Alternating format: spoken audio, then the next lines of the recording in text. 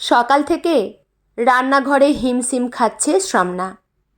সারা সপ্তাহ অফিসের চাপ, বুবুনের পড়াশোনা, সার্থকের খুঁটিনাটি জিনিস হাতে হাতে জোগানো, শ্বশুর শাশুড়ির বদমেজাজ আর হুকুম সহ্য করা। গত 10 বছর ধরে তার জীবন ঘড়ির কাঁটার মতো একই পথে ঘুরে যাচ্ছে। সার্থক বাড়ির একমাত্র ছেলে, তাই একই সাথে লৌকিকতা সামলানোর দায়িত্বটাও শ্রমনার ঘাড়ে এসেই পড়ে। রবিবার এলেই তাই তার আতঙ্ক আরও বেড়ে যায়। প্রত্যেক রবিবারেই কোনো না কোনো অতিথি সমাগম ঘটে এই বাড়িতে। সার্থক আর তার জন্য কোনো নিজস্ব সময় বাঁচে না। ছোট্ট বুবুন সংসারের রাজনীতি এখনও বোঝে না। মা বাবা কেন ছুটির দিনেও তাকে নিয়ে একটু বেরোতে পারে না, এই নিয়ে তার অনুযোগের অন্ত নেই। মাঝে মাঝে বড্ড অসহায় লাগে নিজেকে। এই সংসার করার জন্যই কি মানুষ ছোটবেলা থেকে স্বপ্ন দেখে, লালায়িত হয়? অফিসটাই তার কাছে মরুদ্যান এখন। তাই নিয়েও তার শাশুড়ির অনুযোগের অন্ত নেই। তার মতে মেয়ে মানুষ সংসার না সামলে রাত দিন ধ্যাতাং ধ্যাতাং করে নাচলে সেই সংসারে অলক্ষ্মী লাগে। এরা অন্য কোনো দুনিয়ার মানুষ কিনা মাঝে মাঝে সন্দেহ হয় তার। আজ শ্রমনার 2 ননদ তাদের পরিবার নিয়ে আসছে। এরা প্রত্যেক মাসেই 2-1 বার আসে। শাশুড়ির এরাই চোখের মণি। আর ওরা এলে পান থেকে চুন খসার জো নেই।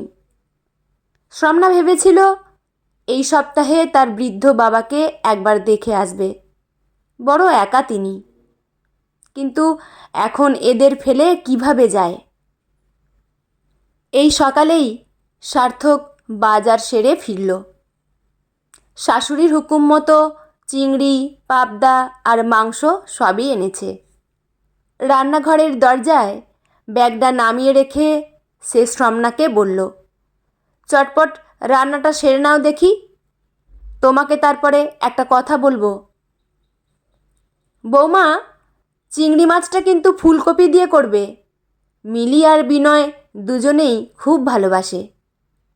শাশুড়ি মা দরজায় এসে দাঁড়িয়েছেন। ময়দা মাখতে মাখতে বাঁ হাত দিয়ে অবাধ্য চুলের গোছা পেছনে ঠেলে দিল শ্রমনা। মাথা হেলিয়ে শাশুড়ির কথার জবাব দিল। বুবুনের দুধের গ্লাসটা পড়েই আছে। ছেলেটাকে সেটা দিয়ে আসার সময়ও পাচ্ছে না সে। জলখাবারটা একটু হাত চালিয়ে করো, অমনি বাবার চাটাও দিয়ে এসো। জানোই তো, খবরের কাগজ আর চায়ের কাপ, এই দুটো না হলে তোমার বাবার সকালটাই মাটি। সুমতির কি হলো আবার? বাসি ঘরেই মেয়ে জামাই বসবে নাকি? গজগজ করতে করতে নিজের ঘরের দিকে চললেন তিনি। সত্যি, সুমতি রোজ এত দেরি করে। কখনই বা ঘরদোর পরিষ্কার করবে, আর কখনই বা কুটে বেটে তাকে রান্নার কাজে একটু সাহায্য করবে। শ্বশুরকে চা দিয়ে এসে এতক্ষণে নিজের চায়ের কাপে চুমুক দেয় শ্রমনা। সার্থকের বিশেষ চায়ের নেশা নেই, এই এক বাঁচোয়া। আলু চচ্চড়ি হয়ে এলো। একদিকের বার্নারে ভাত আর অন্যদিকে একটা নিরামিষ তরকারি বসালো সে। নিচে গাড়ির শব্দ হলো না? এসে গেছে সব। গোটা বাড়ি কোলাহল মুখরিত। গদগদ মুখে শাশুড়ি বাইরে এসে দাঁড়ালেন। বৌমা, ওরা এসে গেছে, জল মিষ্টি দাও ওদের। বিনয়, অনল, তোমরা জলখাবার খেয়ে চা খাবে তো? পাবদা মাছটায় নুন হলুদ মাখাচ্ছিল সুমতি। চাপা গলায় দাঁত চেপে বলে উঠল, ন্যাকা! প্রতি সপ্তাহেই প্রায় আসছে, তবু আদেক্ষেতা দেখো না। বউটাকে একটু দম নিতে দেয় না। চুপ চুপ, ঠোঁটে আঙুল চাপা দেয় শ্রমনা। ও বৌদি, কি মেনু গো আজ? ও বাবা, চিংড়িও করছো? ফুলকপি দিয়ে করো না। জলখাবারটা এবার সার্ভ করে দাও, পেটে ছুঁচো দৌড়চ্ছে। আমরা সবাই মায়ের ঘরে আছি। মিলি একবার রান্নাঘর জরিপ করে আবার মায়ের ঘরে ফিরে গেল। শ্রমনার বিয়ের পরে বছর দুয়েক এই বাড়িতে ছিল ওই মেয়ে। সেই 2 বছরেই শ্রমনা শ্বশুরবাড়ির আসল চেহারা বুঝে গিয়েছিল। গোটা বাড়িটাই যেন ওর সম্পত্তি। কলেজ যাওয়ার সময় তার সব ভালো শাড়িগুলোই তার পরা চাই। বাড়ির বড় মাছের পিস, মাংসের বেশিরভাগ, সব কিছুতেই সার্থকেরও ওপরে তার দাবি। কেউ কিছু বললেই শাশুড়ি রে রে করে তেড়ে আসতেন। ও তো বাড়ির ছোট মেয়ে, একটু আবদার করবে না? শ্রমনার তুলনায় গায়ের রং একটু বেশি চকচকে বলে সব উজ্জ্বল রঙের শাড়ি আলমারি থেকে টেনে নিয়ে সে পরত। বলতো, এই রং বৌদিকে ঠিক মানায় না। শ্রমনা আর সার্থক লজ্জায় দুজনের কেউই কোনো দিন প্রতিবাদ করেনি।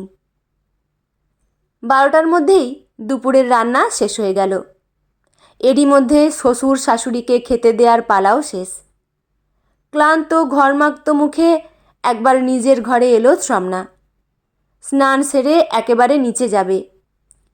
ননদদের ছেলে মেয়ে দুটোর সাথে বুবুনকে খেতে দিতে হবে। ছেলেটা আজ নিজেই স্নান করেছে, তার সময় কোথায়? সার্থক ঘরে বসে টিভি দেখছিল। শ্রমনাকে দেখে হাত ধরে নিজের কাছে টানল। শোনো, তাড়াতাড়ি 1টার মধ্যে খাওয়া দাওয়ার ঝামেলা মিটিয়ে নাও। 3টের মধ্যে রেডি হয়ে নেবে, বুবুনকেও রেডি করবে। বিস্ময়ে চোখ গোল গোল হয়ে যায় শ্রমনার। আজ মিলিরা এসেছে তো, বিকেলের চা? এ বাড়ির রান্নাঘর ওদের অপরিচিত নয়। তুমি অফিস সামলে যদি এত সব করতে পারো, ওরা হাউসওয়াইফ, এটুকু করা ওদের পক্ষে মোটেই অসম্ভব না। অনেক প্রশ্রয় দিয়েছি, এটা ওদেরও বাড়ি, ওরা নিশ্চয়ই আসবে, কিন্তু আমাদেরও তো একটা নিজস্ব জীবন আছে।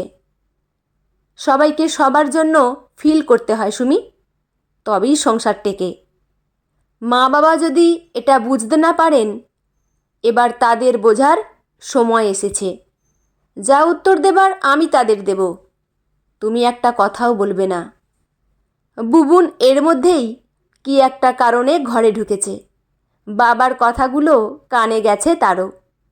আনন্দের আতিশয্যে বাবার গলা জড়িয়ে ধরল সে। তাহলে বাবা, ডিনার সেরেই ফিরব তো?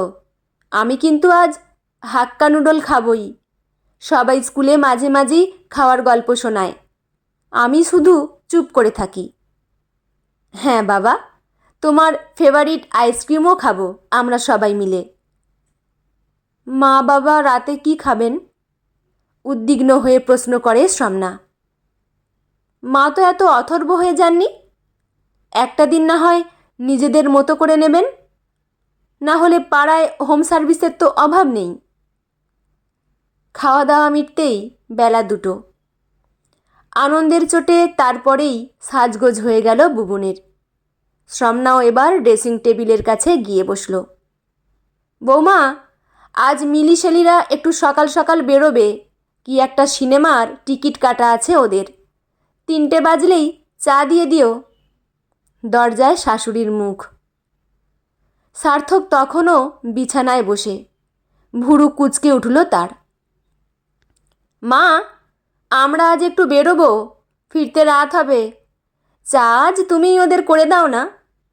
মায়ের হাতের চা তো অনেক দিন খায় না ওরা, ওদেরও তো ইচ্ছে করে।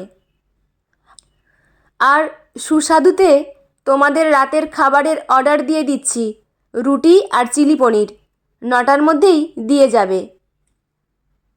আজই তোদের বেরোবার দরকার পড়ল খোকন?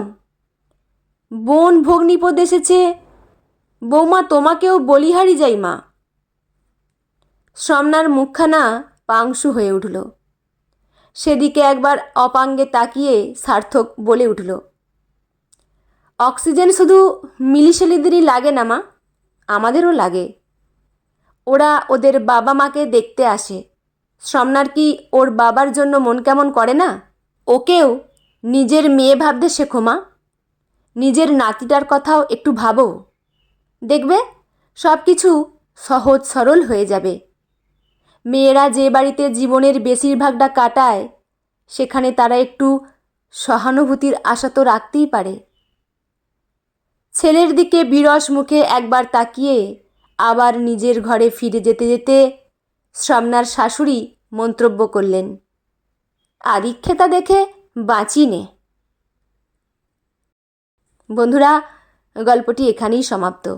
গল্পটি আপনাদের কেমন লাগলো অবশ্যই কমেন্ট করে জানাবেন। লেখা অপলা মুখার্জি, পাঠে আমি রিমি। দেখা হচ্ছে পরের কোনো গল্প নিয়ে। ভালো থাকবেন সবাই। ধন্যবাদ।